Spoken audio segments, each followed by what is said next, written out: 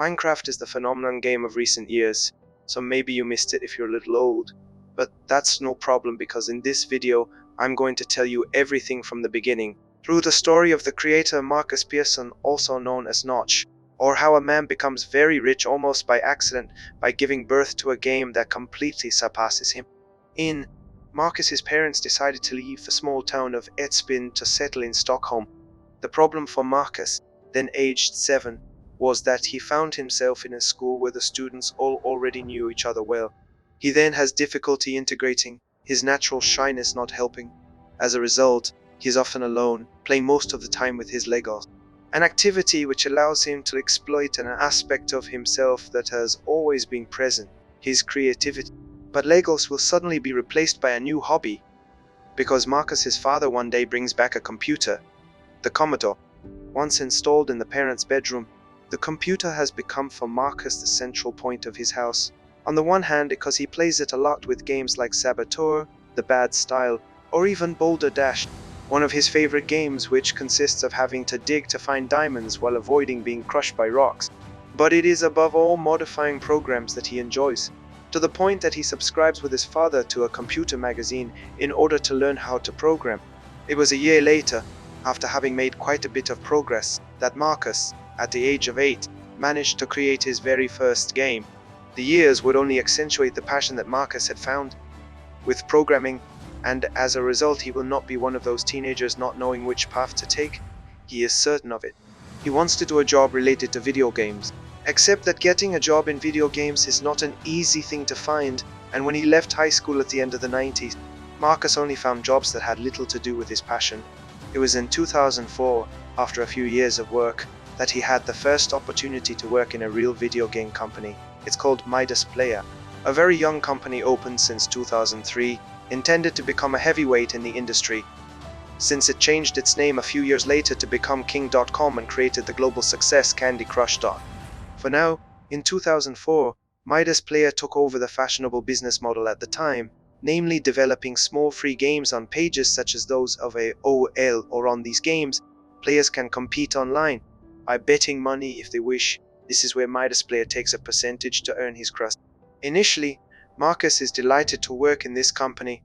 He develops with small teams of 2 to 8 people, small games that take no more than a few months to complete, small games played by hundreds of thousands of users.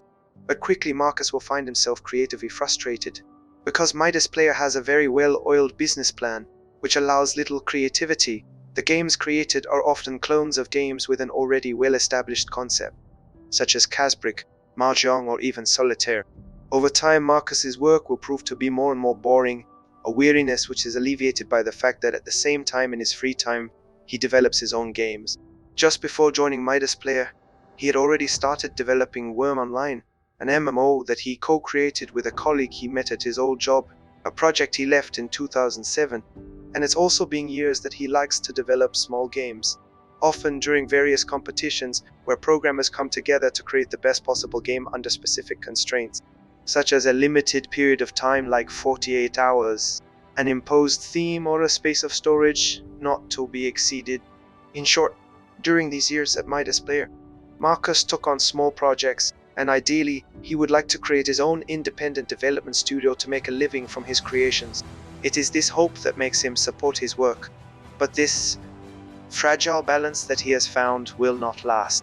Indeed, in the meantime, Midas Player became king. The startup evolved into a big company, and certain rules which previously were not taken seriously were gradually more respected, notably those which, as in many companies, prohibit an employee to do a business in his free time that directly competes with the activity of the company in which he works. Markus learned this the hard way in 2008, when he shared his new game, Blast Passage, by email with his colleague friends, a mix between Bomberman and Gauntlet, a fun and easy-to-use mix. The management, when they learned of the game, reprimanded Markus, telling him that every game developed by him belongs to King, especially a game like Blast Passage, which is very close to what the company's website offers.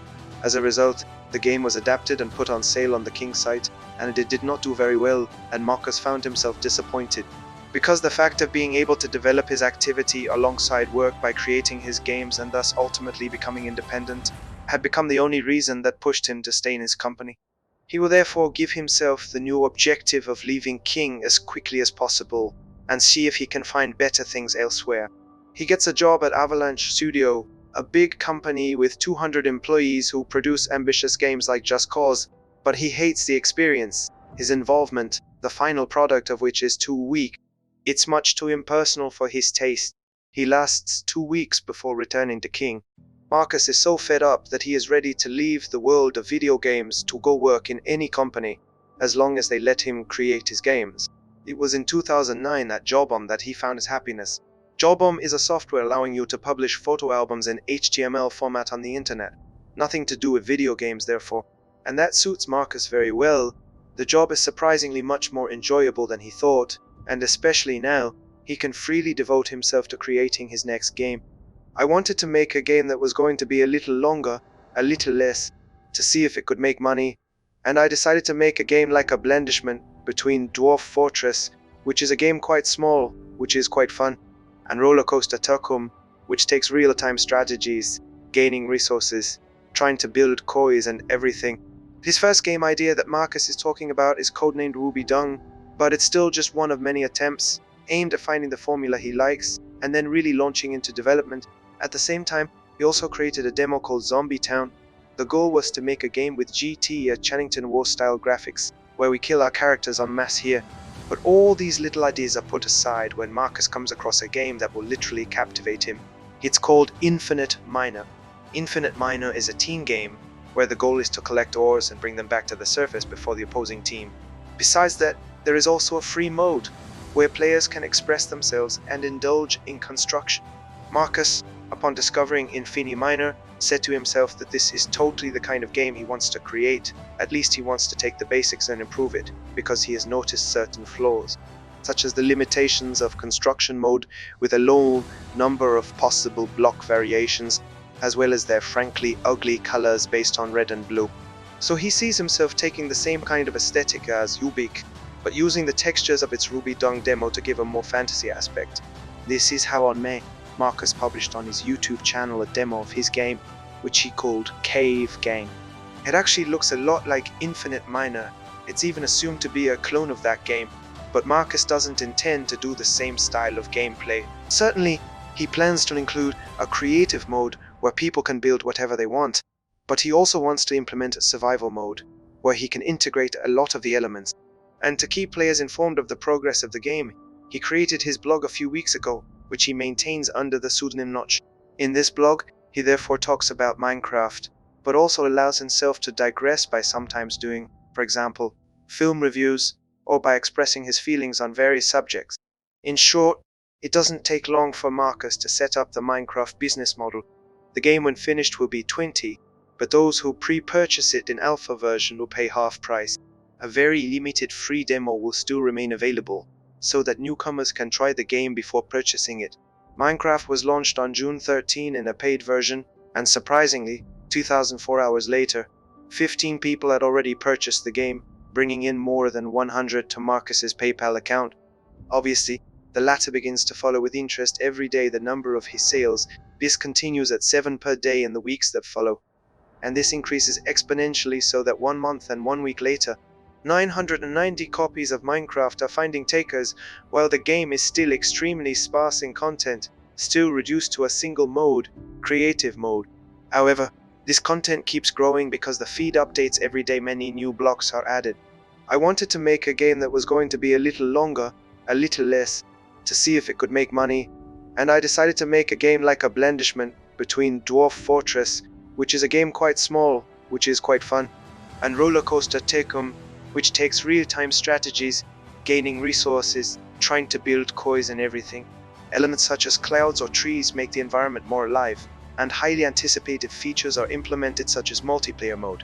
And finally, the famous survival mode, which will itself be greatly expanded.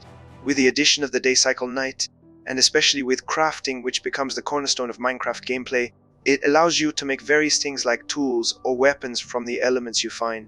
With these new features, players constantly have new elements to exploit. A very strong community is forged, especially since Minecraft's creative mode is based on sharing, with everyone wanting to show off their latest creations which become more and more ambitious over time. Some relentless people even begin to attempt to reproduce monuments, such as this construction of November 2009, of an unprecedented scale at the time, which restores the Reichstag Palace, famous building housing the German parliament. For his part, Markus continued to improve his game over the following months, and by Christmas, he made enough money that he could now consider quitting his job at Jobam and working full-time on Minecraft. However, he did not make his decision immediately. Independent video games were just beginning to emerge at that time. He wondered if it was not just a short-lived fashion. So he waited 6 months before launching in June 2010. And he will not regret it, because that summer sales will continue to explode.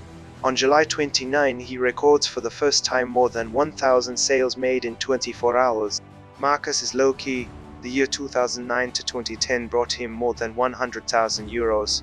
And the trend does not seem to be slowing down, with more and more users buying the game. This creation restoring the Star Trek ship was a real turning point. The buzz that the video created allowed many players to discover Minecraft.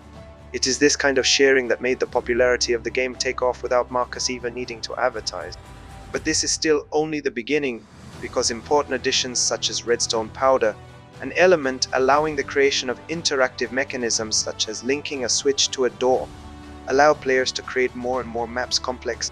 For example, YouTuber Seth Bling had fun programming all kinds of minigames playable in Minecraft using the redstone, and even recreating old arcade games such as Space Invaders, Donkey Kong or Duck Hunt.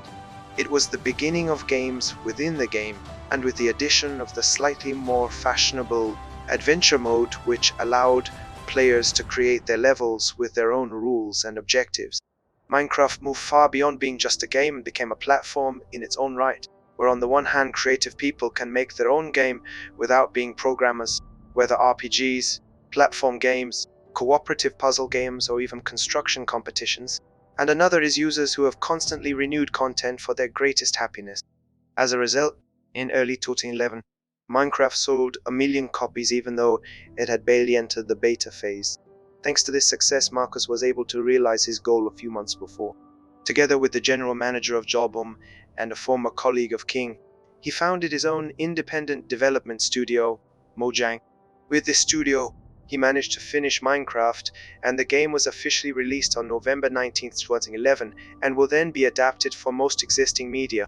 This story could have ended here in the form of a happy ending, but what no one predicted was that in fact Minecraft's success was only just beginning. Nobody really seems to understand the Minecraft phenomenon, yet sales have taken off since the official launch of the game. At the end of 2013, it was no longer 1 million people who bought Minecraft on PC, but 13 million. It's not a problem yet though. Markus seems to be handling it quite well.